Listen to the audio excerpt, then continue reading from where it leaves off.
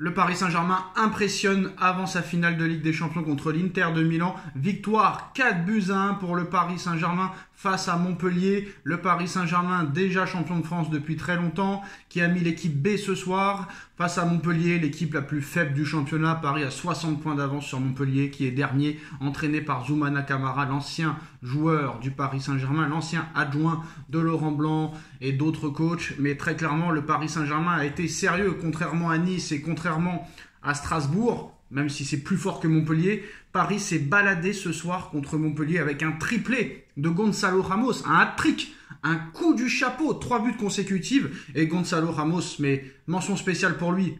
Quelle mentalité, quel état d'esprit. Le gars, il est vraiment sur le flanc, sur la touche depuis plus d'1 an et demi.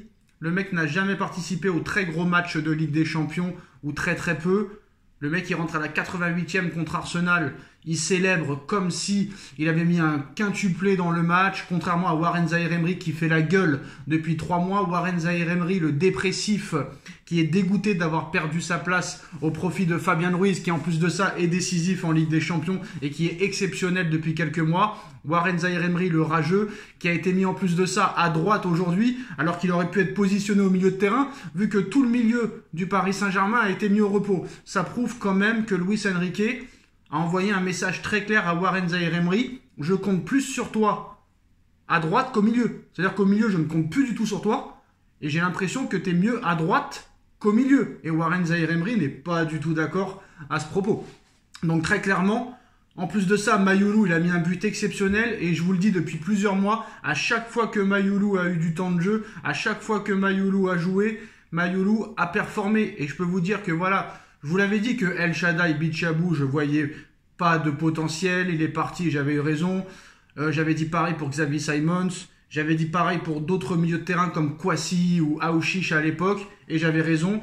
Quand je vous ai dit que Doué c'était un phénomène, j'ai eu raison, et là je peux vous dire que Mayoulou, il a 10 Warren Zaïre-Emery à chaque pied minimum. Et je peux vous assurer que dans quelques mois, Mayoulou sera devant Emery dans la hiérarchie des milieux de terrain. Et je pense que Mayoulou a gagné des points ce soir. Bien sûr, ça reste à confirmer. Mais voilà, victoire de 4-1 du Paris Saint-Germain. Un Paris Saint-Germain sérieux, malgré une très grosse rotation. Une équipe B, hein. Très clairement, on a vu que Tenas a été mis titulaire, le gardien numéro 3. On a pu voir Tapé et Beraldo dans l'axe. Beraldo qui a fait un bon match. Malgré que je tape sur Warren, Warren a fait quand même un assez bon match ce soir à droite, mais bon, contre Montpellier, voilà, c'est pas compliqué. Hernandez, bon petit match. Kanginli, bon petit match. Mayoulou, je l'ai trouvé très très très bon. Désiré Doué aussi très bon. Barcola, je l'ai pas vu du match. Pour moi, il a servi à rien. Et franchement, les prestations de Barcola en ce moment, ça commence à être inquiétant. J'espère qu'il va se réveiller, parce que là, Doué est en train encore de prendre des points sur lui pour cette finale de Ligue des Champions. Mbaye a fait un très bon match. Il a été passeur décisif ce soir pour un but de Gonzalo Ramos. Donc Mbaye à retenir. Pour l'instant, je ne sais pas trop quoi en penser. Montpellier, maintenant, c'est une équipe de Ligue 2. Mais voilà, à voir sur le long terme. Est-ce que Mbaye a un potentiel au Paris Saint-Germain? Gonzalo Ramos, triplé, homme du match pour moi. Mais voilà, Paris envoie un message à quelques semaines de ce match contre l'Inter de Milan, sachant que l'Inter de Milan, eux, devront mettre tous les week-ends leur équipe type. Il reste 3 matchs à l'Inter de Milan pour peut-être espérer gagner le Scudetto. L'Inter n'a que 3 points de retard sur le Napoli, et l'Inter va devoir mettre l'équipe type à chaque match. Et qui dit équipe type, qui dit match pour cravacher et aller chercher le titre de Scudetto, ça veut dire que peut-être que non seulement l'Inter de Milan va y laisser des plumes, peut-être que de perdre le titre pour l'Inter, à quelques points près, ça peut leur faire mal côté psychologique et côté mental. Et peut-être qu'ils vont y laisser des blessés sur les 3 prochains matchs. Donc pour l'instant, la préparation, elle est mieux pour Paris que pour l'Inter de Milan, sachant que la semaine prochaine, Paris va faire tourner aussi contre Auxerre. Paris va recevoir son trophée de champion de France la semaine prochaine. Paris a une finale de Coupe de France le 24, une semaine avant cette finale de Ligue des Champions. Et c'est le match tout prêt pour vraiment se préparer pour cette finale de Ligue des Champions. Mais la semaine prochaine contre Auxerre, l'équipe sera encore remaniée, et l'équipe type reviendra pour cette finale de Coupe de France face à Reims, où il faudra absolument gagner avant d'aller chercher cette victoire en Ligue des Champions, qui pourrait être complètement légendaire. Mais en tout cas, Paris et Luis Enrique comptent vraiment sur le centre de formation. On a vu que Luis Campos aussi va voir souvent les équipes de jeunes, les U17, les U15, les U19 pour trouver les perles rares. Leonardo ne faisait jamais ça à l'époque où il était directeur sportif du Paris Saint-Germain. Donc voilà, très clairement, moi je suis content de ce que j'ai vu ce soir. Ça veut dire que la forme de Gonzalo Ramos et son état d'esprit vont nous permettre peut-être de compter sur lui lors de cette finale de Coupe de France et surtout lors de cette finale de Ligue des Champions. Parce que des fois, tu peux être en difficulté, surtout contre des équipes italiennes. Le 0-0 dur, 60 minutes, 70 minutes. Et il va savoir peut-être que Gonzalo Ramos va être l'outsider de cette finale. Et c'est peut-être lui qui va te faire gagner la Ligue des Champions, hein, Gonzalo Ramos. Hein. Tu le fais rentrer à la 80e ou à la 70e, il te marque un but en prolongation. Vous savez, c'est souvent les mecs comme Gonzalo Ramos qui font pas trop de bruit, qui respectent les choix des coachs, même s'il ne joue pas, le mec il répond toujours présent.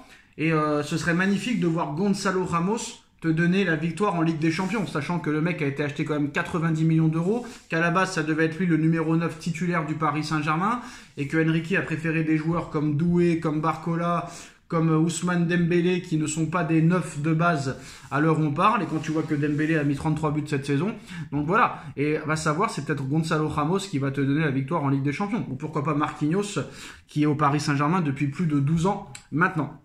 Donc voilà, moi j'ai trouvé des choses vraiment très intéressantes ce soir. Ça lance un message aussi à l'Inter de Milan comme quoi Paris va être plus qu'un trouble fait, parce que tout le monde dit que l'Inter est favori. Peut-être que ça va se rééquilibrer. Mais en tout cas, voilà, le triplé incroyable de Gonzalo Ramos ce soir. Tout roule pour le Paris Saint-Germain.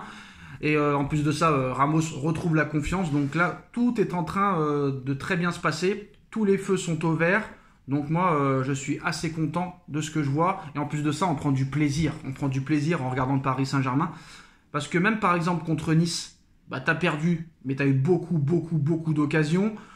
Contre Strasbourg, la deuxième mi-temps, elle était vraiment pas mal.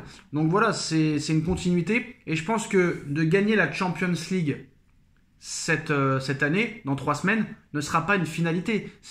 Imaginons que Paris gagne la Champions League. Il ne faut pas croire que tout va s'arrêter et que c'est terminé, Paris ne pourra plus la gagner. Non, Luis Enrique a une idée en tête et il ne veut pas s'arrêter là.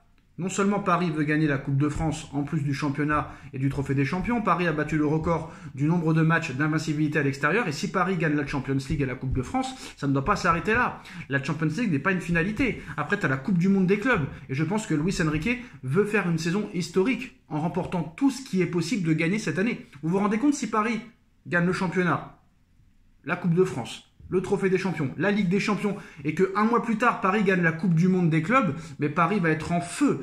Paris va trembler. Paris va suffoquer. Quand on a vu les incidents qu'il y a eu après le match contre Arsenal, là, Paris va être en folie complète. Donc, attention. Mais voilà, en tout cas, moi, j'ai bien aimé ce que j'ai vu. Maintenant, il faut rester concentré. Il faut rester très concentré, avoir les pieds sur terre, la tête sur les épaules et oublier très vite ce match contre Montpellier et maintenant se concentrer sur le match d'Auxerre, préparer cette finale de Coupe de France au mieux face à Reims, qu'on n'a pas réussi à battre en 2 matchs, et après cette finale de Ligue des Champions à Munich. Et pour rappel, hein, à chaque fois que la finale de la Ligue des Champions s'est passée à Munich, ça a toujours été un club qui n'a jamais remporté la Ligue des Champions qui a gagné.